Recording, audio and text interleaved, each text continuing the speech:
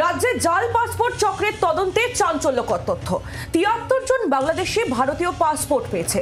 জালিয়াতির মাধ্যমে পাসপোর্ট পেয়েছে তারা, এই খবরই সামনে আসছে। আর এই জাল পাসপোর্ট পাওয়া বাংলাদেশির সংখ্যা ২৫০ হতে পারে, ইতিমধ্যে আদালতে জানিয়েছে পুলিশ। জাল পাসপোর্ট চক্রের দালাল কারা, কয়েকজনের নাম পেয়েছে তদন্তকারীরা।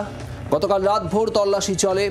শুধুমাত্র আধার, প্যান বা ভোটার কার্ড নয়, জাল করা হয়েছে বার্থ সার্টিফিকেট, মার্কশিটও। স্কুলের নাম দেওয়া হয়েছে যে সমস্ত স্কুলের অস্তিত্ব নেই, এমন স্কুলের নাম দেওয়া হয়েছে। সূত্রের খবর, বিক্রম দাস আমাদের প্রতিনিধি রয়েছেন আমাদের সঙ্গে সরাসরি। বিক্রম, ৭৩ জন জাল পাসপোর্ট পেয়েছেন বাংলাদেশি, এবং এই চক্র কতদূর গড়িয়েছে, তদন্তে কি উঠে আসছে এখনো পর্যন্ত?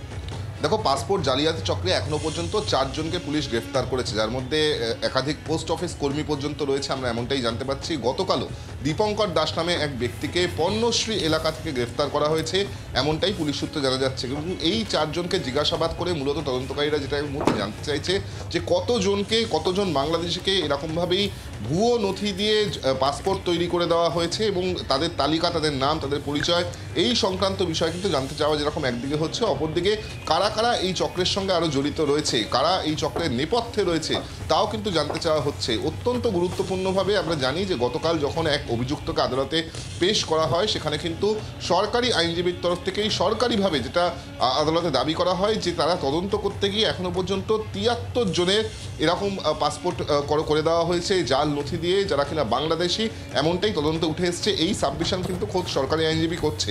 পুলিশ সূত্রে আমরা যেটা জানতে পাচ্ছি যে সংখ্যাটা ৭৩ নয়, তার থেকে অনেকটাই বেশি। কমপক্ষে অন্তত ২৫০ জন বাংলাদেশিকে এভাবেই জাল নথি, ভুয়ো নথি, অর্থাৎ জাল Aadhaar card, PAN card, ration card, voter card দিয়ে পাসপোর্ট তৈরি করে দেওয়া হয়েছে, এমনটাই কিন্তু তদন্তকারীরা জানতে পারছে। কিন্তু কীভাবে এই কিভাবে এই জালিয়াতি চলছে, যেটা প্রাথমিকভাবে পুলিশ মনে করছে যে বিভিন্ন এজেন্টরা, তারা কিন্তু এই ধরনের বাংলাদেশিরা যারা ভারতীয় পাসপোর্ট চাইছে তাদেরকে সমরেশের কাছে নিয়ে আসা হতো। সমরেশ বিভিন্ন তার কানেকশনের মাধ্যম দিয়ে মূলত এই ধরনের আধার কার্ড, ভুয়ো আধার কার্ড, ভুয়ো প্যান কার্ড, ভুয়ো রেশন কার্ড, ভুয়ো ভোটার কার্ড, এই ধরনের যে সমস্ত সরকারি নথিগুলো প্রয়োজন হয় পাসপোর্ট বানানোর জন্য, সেগুলি তৈরি করে দিত, এবং সেখান থেকে পাসপোর্টের জন্য যিনি অ্যাপ্লিকেন্ট, তিনি পাসপোর্টের জন্য অ্যাপ্লাই করতেন। এরপর যেটা অত্যন্ত গুরুত্বপূর্ণ পার্ট, তা হলো পুলিশ ভেরিফিকেশন। সেখানেই কিন্তু সবথেকে বড় প্রশ্ন হয়ে উঠছে যে পাসপোর্ট তৈরি করার ক্ষেত্রে পুলিশ ভেরিফিকেশন একটা অত্যন্ত গুরুত্বপূর্ণ পার্ট। সেখানে কীভাবে পুলিশ ভেরিফিকেশনের ক্লিয়ারেন্স মূলত এই অভিযুক্তরা পেয়ে যেত, যেখানে তাদের কোনো এক্সিস্টেন্স, যে অ্যাড্রেস তারা দিত তার কোনো এক্সিস্টেন্স নেই, সম্পূর্ণভাবে ভুয়ো আধার কার্ডে এই গোটা কাজ করা হতো। তার পরবর্তী ক্ষেত্রে যেটা আরও গুরুত্বপূর্ণ পার্ট, তা হলো পাসপোর্ট তৈরি হয়ে যেত, সেই পাসপোর্ট চলে যেত পোস্ট অফিসে, কারণ পোস্ট অফিসের মাধ্যমেই যিনি অ্যাপ্লিকেন্ট তার কাছে এই পাসপোর্ট স্পিড পোস্টের মাধ্যমে পৌঁছানোর কথা, এটাই নিয়ম। তার কারণ কাউকে সরাসরি পাসপোর্ট হাতে এভাবে দেওয়া হয় না, বা পাসপোর্ট অফিস থেকেও সে পাসপোর্ট কালেক্ট করতে পারে না। এখানে কিন্তু পোস্ট অফিসের একাংশের এই ঘটনায় যোগসূত্র পাওয়া যাচ্ছে। ইতিমধ্যে একজনকে গ্রেফতারও করা হয়েছে, একজনকে আটকও করা হয়েছে, এবং সেখান থেকেই মূলত এই পোস্ট অফিস যখন পাসপোর্ট এসে পৌঁছাতো, সেই পাসপোর্টকে নির্দিষ্ট অ্যাড্রেসে আনডেলিভার্ড দেখিয়ে দেওয়া হতো, এবং সেই এনভেলপ থেকে পাসপোর্ট খুলে নিয়ে ঘুর পথে কার্যত দিয়ে দেওয়া হতো এই বাংলাদেশি অ্যাপ্লিকেন্ট, যারা ভুয়োভাবে বা জালিয়াতি করে পাসপোর্ট পেতে চাইছে।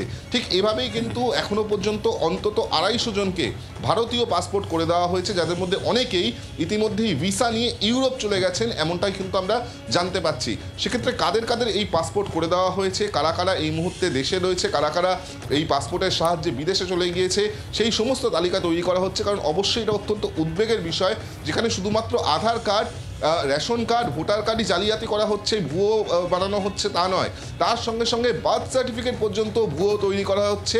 জাল যে মার্কশিট, অর্থাৎ স্কুল লিভিং যে মার্কশিট হয়, স্কুল সার্টিফিকেট হয়, তাও কিন্তু তৈরি করে দেওয়া হচ্ছে। এমনকি এমন স্কুলের মার্কশিট তৈরি করে দেওয়া হচ্ছে যেই স্কুলের কোনো অস্তিত্ব পর্যন্ত নেই। এবং এত সহজে এইরকমভাবে যে ধরনের সরকারি নথি, অত্যন্ত প্রয়োজনীয় নথি বিভিন্ন কাজে লাগে, তা ব্যবহার করে এই ধরনের পাসপোর্ট বানিয়ে বিভিন্ন ব্যক্তি ভারতীয় পাসপোর্টে ভিসা নিয়ে অন্য দেশে চলে যাচ্ছে, যা কিন্তু অবশ্যই উদ্বেগের। সেক্ষেত্রে কারা কারা এই চক্রের সঙ্গে যুক্ত রয়েছে সেই বিষয়টা খতিয়ে দেখা হচ্ছে। যেমনটা আমি বললাম, বলছিলাম যে এখনো পর্যন্ত 4 জনকে গ্রেফতার করা হয়েছে। গতকালই একজন দীপঙ্কর দাস নামে ব্যক্তিকে গ্রেফতার করা হয়েছে। তার বাড়ির থেকেই 36টি পাসপোর্টের কপি পাওয়া গিয়েছে, এমনটাই কিন্তু পুলিশ সূত্রে জানা যাচ্ছে। আপাততভাবে এই 4 জনকে ম্যারাথন জেরা করে কারা কারা এই চক্রের সঙ্গে যুক্ত তা খুঁজে বের করার চেষ্টা করছেন তদন্তকারী আধিকারিকরা। বেশ কয়েকজনের নাম ইতিমধ্যেই এই তদন্ত করতে গিয়ে উঠে এসছে। তাদের খুঁজেও কিন্তু গতকাল রাতভর বিভিন্ন জায়গায় তল্লাশি অভিযান চালানো হয়েছে, কিন্তু এখনো পর্যন্ত এই ঘটনায় 4 জনকে পুলিশ গ্রেফতার করতে পেরেছে। বিক্রম, তুমি আমাদের সঙ্গে থাকো। এই জাল পাসপোর্ট চক্র আর তার পুলিশের তদন্ত, এইসব নিয়ে আমরা কথা বলেছিলাম প্রাক্তন এনএসজি কর্তা দীপাঞ্জন চক্রবর্তীর সঙ্গে। তিনি কি বলছেন শোনাবো আপনাদের।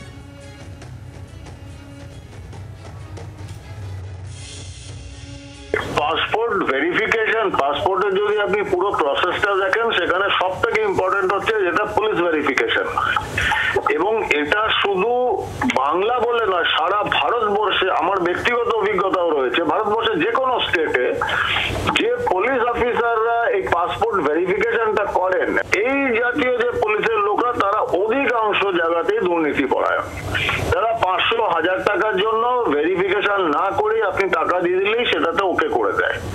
এই ব্যাপারটা কিন্তু সাংঘাতিক। এবং এটা যে পুলিশের সিনিয়র অথরিটি জানে না তা নয়, পাসপোর্ট অথরিটি জানে না তা নয়, তারা জানেন, কিন্তু এটা একটা দুর্নীতির চক্র রয়েছে। এটা খুব সাংঘাতিক। এটা যদি বন্ধ না করা যায়, এটা ন্যাশনাল সিকিউরিটির জন্য, ভারতের জন্য এবং বিদেশে যেখানে যাচ্ছে সেখানের জন্য একটা খুব বিপদের ব্যাপার। আমরা প্রাক্তন এনএসজি কর্তার বক্তব্য শুনছিলাম। আমি ঠিক এইখানে আরও একবার বিক্রমের কাছে যাব। বিক্রম, গোটা পরিকল্পনাটা যে একেবারে সুপরিকল্পিতভাবে ঠান্ডা মাথায় করা হয়েছে এবং এর পিছনে যে কোনো একজন দুজন নয়, এর পিছনে যে বড় মাথা রয়েছে সেটাই কি স্পষ্ট হচ্ছে না? এবং কতদিন ধরে তারা এই কারবার চালাচ্ছে, এই জাল পাসপোর্ট চক্রের কারবার, পুলিশ কি বলছে? দেখো, অত্যন্ত বড়সড় র্যাকেট এখানে কাজ করছে, বড়সড় সিন্ডিকেট কাজ করছে, যেখানে একাধিক সরকারি দপ্তর তাদেরও কিন্তু যুক্ত থাকার প্রমাণ এখনো পর্যন্ত পাওয়া যাচ্ছে। ঠিক যেরকমভাবে একদিকে পোস্ট অফিসের একাংশে তাদের যোগসূত্র পাওয়া যাচ্ছে, ঠিক অপরদিকে পুলিশ ভেরিফিকেশন কিভাবে ক্লিয়ারেন্স হয়ে যাচ্ছে সেটাই কিন্তু সব থেকে বড় প্রশ্ন। কারণ কলকাতা পুলিশ এলাকায় এই কাজটি করে থাকে এসসিও, অর্থাৎ সিকিউরিটি কন্ট্রোল অফিস, যারা এই পাসপোর্ট ভেরিফিকেশন করতে আসেন, তাদের ক্লিয়ারেন্স ছাড়া কিন্তু পাসপোর্ট ইস্যু হয় না। অপরদিকে জেলার যদি দেখা যায় বা রাজ্যে যদি দেখা যায়, তাহলে রাজ্য পুলিশের ক্ষেত্রে ডিস্ট্রিক্ট ইন্টেলিজেন্স ব্যুরো বা ডিআইবির তরফ থেকে এই পুলিশ ভেরিফিকেশন করা হয়, যার মাধ্যমে ক্লিয়ারেন্স পেলে তারপরেই পাসপোর্ট ইস্যু হয়। প্রথমত এই ক্লিয়ারেন্স তারা কিভাবে পেয়ে যাচ্ছে, পুলিশের মধ্যে কারা কারা এই ধরনের কাজের সঙ্গে যুক্ত রয়েছে, কাদের যোগসূত্র রয়েছে, সেটা যেরকম খুঁজে বের করার চেষ্টা করা হচ্ছে। পাশাপাশি পাসপোর্ট ডেলিভারির ক্ষেত্রে যেভাবে পাসপোর্টটি এনভেলপ থেকে বার করে ঘুর পথে দিয়ে দেওয়া হচ্ছে, সেখানে পোস্ট অফিসের একজনকে ইতিমধ্যে গ্রেফতার করা হয়েছে। আরও কারা কারা এর সঙ্গে যুক্ত রয়েছে সেটাও কিন্তু খতিয়ে দেখা হচ্ছে। যদি বলা যায় যে টাকার বিষয়, অর্থাৎ কত টাকা প্রয়োজন হচ্ছে, যেটা প্রাথমিকভাবে জানা যাচ্ছে যে সম্পূর্ণভাবে পাসপোর্ট একেবারে জাল নথি দিয়ে পাসপোর্ট তৈরি করে দিতে কিন্তু প্রায় 5 লক্ষ টাকা করে নেওয়া হয়। এবং তার সঙ্গে সঙ্গে যে ধরনের সার্টিফিকেটগুলোর কথা বলা হচ্ছে, যার মধ্যে মার্কশিট থেকে শুরু করে একাধিক বিভিন্ন ধরনের সার্টিফিকেট, বার্থ সার্টিফিকেট, এই ধরনের কাজ করতেও কিন্তু প্রায় 2 লাখ থেকে 3 লাখ টাকা নেওয়া হয়। অর্থাৎ নথি তৈরি করতে, সম্পূর্ণভাবে পাসপোর্ট তৈরি করতে প্রায় 5 লক্ষ টাকা পড়ে যায়। এবার সেটা ডিপেন্ড করছে কার থেকে কত টাকা এই অভিযুক্তরা নিচ্ছে। কিন্তু সব থেকে যেটা বড় প্রশ্ন এখানে হলো যে এই যে বিভিন্ন এজেন্সিগুলোর যোগসূত্র খুঁজে পাওয়া যাচ্ছে, যার মধ্যে একদিকে পোস্ট অফিস, একদিকে পুলিশ ডিপার্টমেন্ট, বিশেষ করে যারা ডিআইবি বা এসসিও, সেখানে এই শস্যের মধ্যে ভূত কারা কারা রয়েছে, যার মাধ্যমে যারা বিদেশি নাগরিক, একেবারে বাংলাদেশি ন্যাশনাল, তিনি ভারতীয় পাসপোর্ট নিয়ে, ভারতীয় পাসপোর্টে ভিসা নিয়ে ইউরোপ চলে যাচ্ছে। এই এত বড় অপরাধ কিভাবে সংগঠিত হচ্ছে, কারা এর নেপথ্যে রয়েছে, সেটাই এই মুহূর্তে খুঁজে বের করার চেষ্টা করছেন তদন্তকারী আধিকারিকরা। বাংলার আওয়াজ, বাঙালির আবেগ, জি 24 ঘন্টা।